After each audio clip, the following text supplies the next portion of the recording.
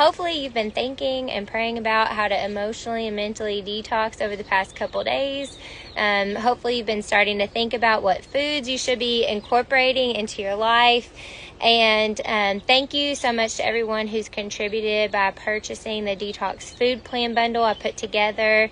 That is just so helpful to me as a small business owner. I truly appreciate your putting that effort in and trying to do that, as I put many hours in putting all this content together for all of you guys so that you have access to biblically based and science-based materials. So thank you. Today I definitely want to focus on light and light detoxification. But first we have to define what is light and why is it important. What you have to understand is that light can be a toxin or it can be a nutrient depending on how you use it and when you use it. So light is a form of electromagnetic radiation. It allows us to see. It allows us to see color. It is a blessing in our life. It allows things to grow. But it travels in waves in a visible light spectrum. So what happens when we are exposed to different forms of light, where they lie in that light spectrum really can impact how we feel and what we experience in our body. Humans, we need natural daylight cycles that peak around noon. That's when the sun is highest in the air. And that is how historically we were wired to be able to respond to where the sun is and where the light is in our life. Health is greatly impacted by adequate light exposure per day. But here's how you'll see how it impacts. Light is going to regulate our circadian rhythm. It's going to influence the production of melatonin at night and cortisol and serotonin in the day. It's going to affect our mood. Insufficient light is linked to seasonal affective disorder, depression. Proper sun, bright light exposure boosts happiness and well-being. We know these things, but it is so scientifically based. Sleep. Melatonin helps induce nightly sleep, while morning sunlight helps curb melatonin to make us alert for daytime activities. Light may help regulate metabolism, body weight, obesity risks through hormonal mechanisms. We are impacted by the light more than we know. Sunlight is also very crucial for vitamin D. It allows our skin to produce vitamin D, which is crucial for bones, our immune system, our neurological health. And deficiency in our society is so widespread. Light is also going to impact performance, your alertness, your reaction time, your cognitive function. They are all going to be optimized by exposure to natural daylight cycles. So that is being outside in the sun. However, we can be harmed in all of those areas if we are exposed to the wrong types of light. Many of us spend the majority of our waking hours indoors, exposed to artificial blue light from screens.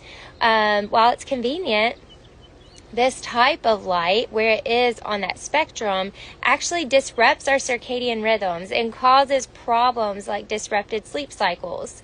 On the other hand, natural red spectrum, full spectrum sunlight is huge. It has benefits for mood, hormones, all of that. So today's challenge is about thinking about how you're exposed to light, what kind of light you're exposed to on a daily basis, and how to optimize your light exposure.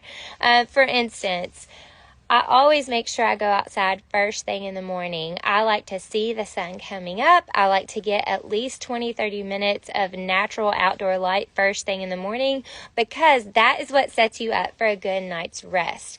Sunlight in the morning sets our internal clock for the day, and you'll be amazed that once you make that a habit, how that really helps impact your sleep later in the day. So think about what you do first impacts later. I know some people, this is just kind of a side note, but some people are like, I can't be outside long because I'll get sunburnt. And here's my response. There are people that are genetically predisposed to being sunburnt, but there are some people that have told me as I've aged, I just get burned more and more. The more internal inflammation that you have, the more likely you are not only to get sunburnt, but also to end up with skin pathology issues. So if you want the benefits of being outside, there are so many benefits that you need from that you have to actually work on your nutrition, engaging in seeing what is going on the inside of your body. So I always recommend kind of an omega ratio, fatty acid ratio test so you can see what's going on. If you're omega-6 dominant, then your likelihood of getting sunburnt and ending up with skin cancer dramatically increases. So we can even some of that out and try to make it to where you can be outside, and also support your body with like omega-3s, vitamin C, glutathione, which is that antioxidant that I talked about, to try to support your skin while paying attention to the fact that you are prone to sunburn. So that's kind of first thing in the morning, what you need to do. And in the evenings, it's important to start winding down early, at least an hour, if not 2, before bedtime. Use blue light blocking glasses. I use Bond Charge as a brand, Blue Blocks as a brand. You don't want to just get some cheapo brand that you can find. You want ones that are actually proven to block out those blue-green lights, so that if you are looking at screens from phones or TVs or computer, they help block the wavelengths that stimulate us at night. This is very important. I will wear mine, starting at like 3-4 o'clock, because I notice the impact if I have late meetings or I'm on here, that it really does start to impact later on, that I can't wind down my brain and turn off things as easily as I would like to. You can also incorporate some red light therapy. Many of us are deficient in long wave reds after winter indoors, so you could place red light device about a foot from your eyes for about 10 to 15 minutes. I would recommend that in the morning, especially if you're not getting outside and getting that. But it communicates with hydrogen bonds, and the result is light exposure. It is going to decrease the viscosity of water inside our body, which allows our mitochondria to more function efficiently. And mitochondria are those powerhouse cells that help us with energy. I'd also encourage you to declutter your home of extra lighting if possible over the next couple weeks, like night lights. Overhead lights disrupt your body's natural melatonin production. So within that 1 hour span at night, if you can just start turning things down, dimming the lights, do candlelight. If you can convince your kids to get rid of the night lights, they'll probably have a better chance winding down if possible. So let's say you are one of the people that has to work on a screen. I mean, I work in an online space mainly, but I have flexibility where I can do little bits at a time, and I'm not on it for 8 hours at a time. But some of you are on it all day long, and then you're on your phones to wind down, or you want to watch a show on TV, and so you're really overwhelmed with screens. You might need to detox yourself or wean yourself off. It is we could go into the addictive side of screens and social media and what it does to our brains and how it distracts us. But here's what we need to think about is we need to detox from our minds when it comes to screens, anything that could be competing with our time that we're supposed to be spending with God, anything that could be causing us to say, I don't have time to read my Bible, I don't have time to pray, I'm addicted to seeing this random thing on Facebook or whatever. So first, you need to take an inventory. How much time are you actually spending looking at the screens, and what are you doing on the screens? And you can get all that information on your phone. That's a good starting point. Sometimes it's a bit shocking. But we need to put some parameters around the amount of time that you're on them. So when you set those parameters, you're actually setting up boundaries for yourself, and that's healthy, so that when that pops up and says your time is up for this particular app, if you've noticed you like to spend 3 hours on it a day, then you have to have the self-discipline to put it down and realize like you need to shut off the brain and go on. In 1 John 2:15 through 17, he says, do not love the world or things in the world. If anyone loves the world, the love of the Father is not in him. For all that is in the world, the desires of the flesh, the desires of the eyes, the pride of life is not from the Father, but is from the world.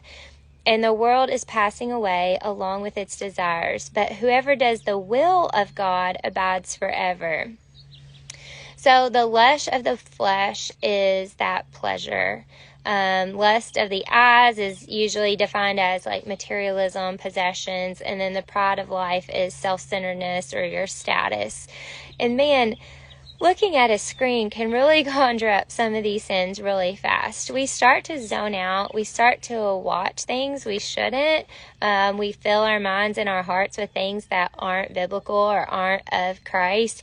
We start to watch things that elicit emotions of better things in life, or a love story that is better than our own in our mind. We start thinking with a grass is greener mentality all the time, and that can be very, very harmful and lead to sin and lead to resentment and lead to bitterness. You can actually be harming your health physiologically by the things that you're putting in your mind.